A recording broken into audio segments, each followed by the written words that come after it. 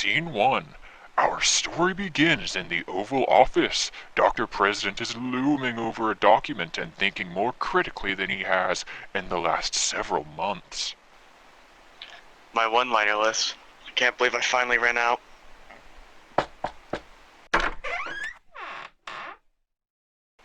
Hey, how's it going, Dr. President? Nothing much, Paul. Just that I ran out of one-liners today.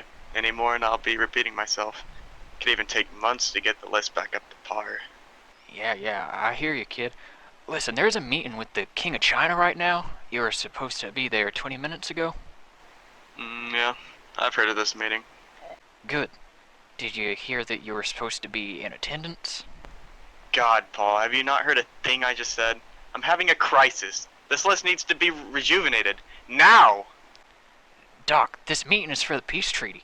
You could save thousands of troops on both sides. Paul, are you even listening to yourself? Why would I want to save troops on their side too? We're at war with them. Not if you sign the treaty. DP, how about this? You make a single one-liner. You make one so great that people won't even care that you're repeating the old ones. It'll be a lot faster and great and whatever. Now will you come to the peace treaty? I do miss being able to have products made in China. It's a lot cheaper and it allows our out-of-work child population to be transferred to Chinese productivity centers. Alright, I'll do it. But you need to help me with the perfect one-liner during the meeting. Sure, whatever, kid. Let's get going. Scene 2. In the treaty signing room, dozens of reporters stand taking pictures while the King of China sits patiently. When Dr. President enters, it is clear that the king is frustrated with his lateness. The king begins speaking and a translator relays the information. Very good to see you today, Dr. President. Please, call me President. Dr. President was my father. Call him Dr. President. He doesn't know what he's on about. Anyway, let's get started. All right. As you know, we have a lot of ground to cover today. There's been a lot of slander about our country here, and all we request is that you... As diplomatic vernacular takes over, Dr. President stops listening and considers his one-liners. Hey, Paul. Shh. Oh, sorry. Hey, Paul. I think I have a one-liner. Great. What? What are you talking about? Just hear me out. What if, hypothetically, I could get a cat, right? And I put the cat in a bag or something. DP, stop it. Okay, fine. So I put the cat in a basket, and when I find the criminals, I say, hey, looks like it's time for one of you to get a CAT scan. It's great, isn't it?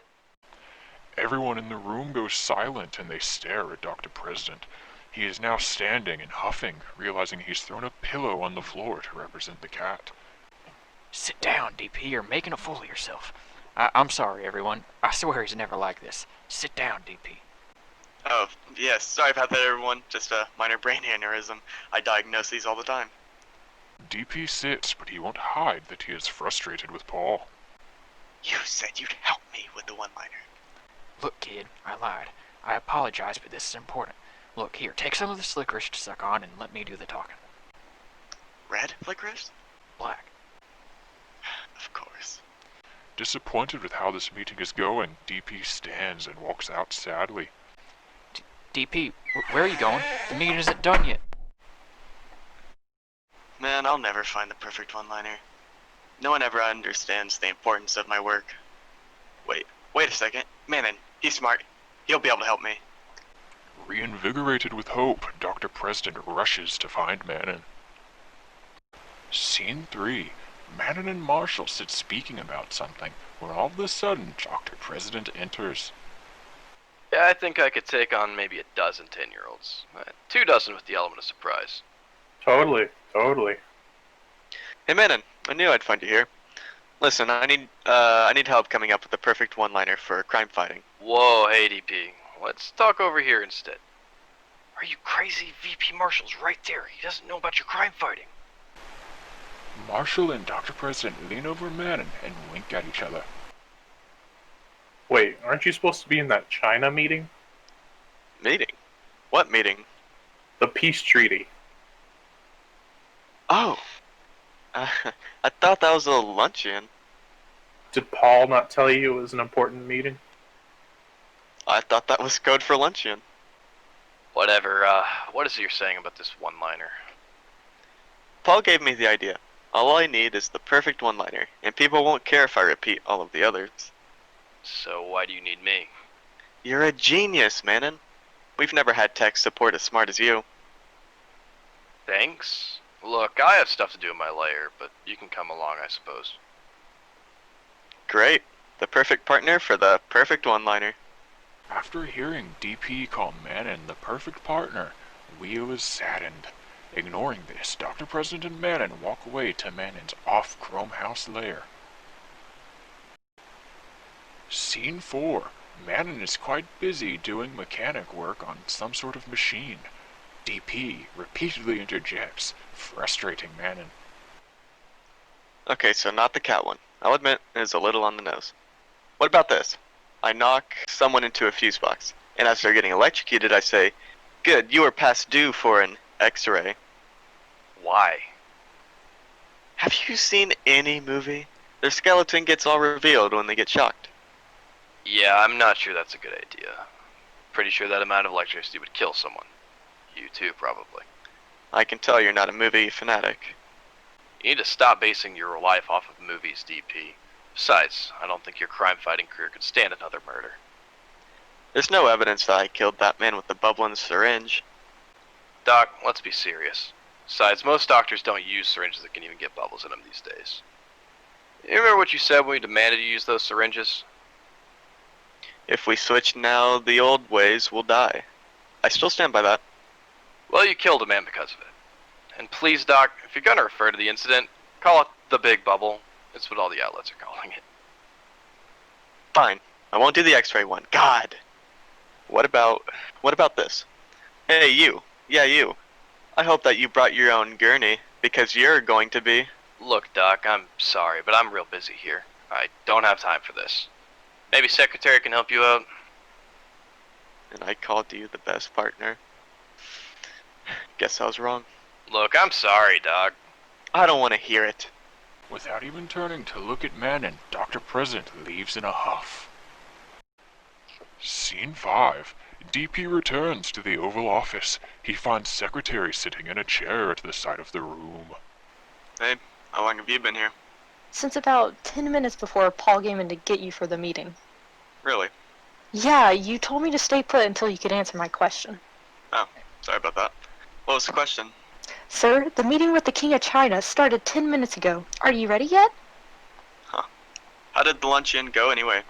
He left. He was just as angry with you as when he walked in. That's a shame. Well, there's always next year. That's not how it... Sure thing, DP. Anyway, I think you said something about a one-liner before you left. Any luck on that? Nope. Everyone that said they'd help me ended up being liars. Guess I'm in this on my own. Maybe I could help. Oh, Secretary, not you two. I'm already going to fire the others for lying once I've paid for my third term as president. I can't lose you too. No, I'll help you to the end. Wait, really? Yeah, let me just walk over and see what you've No, I have not answered your question yet. Yes, I'm ready for the meeting with the King of China. Don't worry, I was engaging in humor. Sec, get over here. They begin working as day passes into night, and night back into day, but finally they decide on something perfect. I love it. Let's go through it one more time, just so I understand it a little better. Alright, so as you know, I eradicated tuberculosis 3 years ago. One of your employees eradicated tuberculosis 3 years ago. Same difference. So, I eradicated TB. With the one-liner, I walk up to the criminal and say, "Hey, are you tuberculosis? Because you're about to be eradicated by Dr. President." But it was the President of the United States, alter ego Dr. President, that cured TB.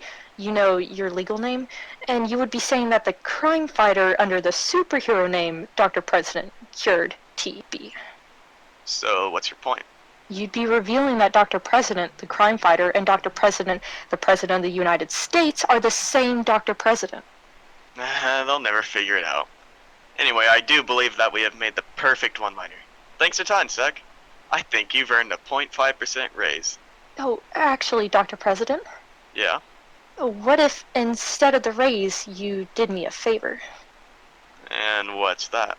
You don't fire Manon and Paul for not helping you with the one-liner? You drive a hard bargain. You know what? Sure. They can stick around for my third term. Now, go get me some coffee, Secretary.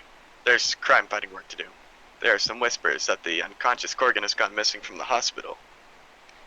Secretary goes and gets his coffee, closing out this epic adventure. This has been a Dr. President official short. Stay tuned in the following days for episode 2 of the main series.